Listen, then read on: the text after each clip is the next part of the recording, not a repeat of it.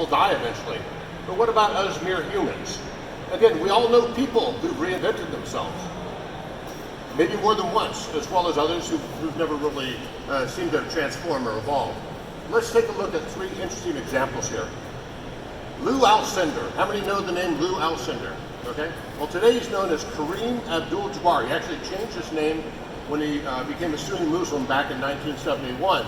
And he made a name for himself as an NBA star in the 70s and 80s, playing for the Milwaukee Bucks and the Los Angeles Lakers.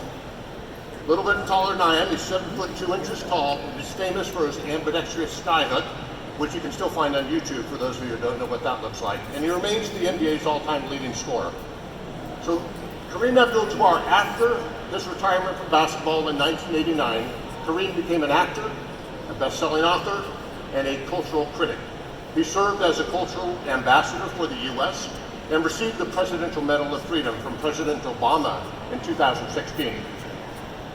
I also think it's fair to say that he has a broad range of intellectual pursuits. Last year, he spent time penning several op-ed critics of the Trump administration. He's very unique in that respect. Nobody else has criticized the administration. And as well as writing for the Hulu TV show, Veronica Mars.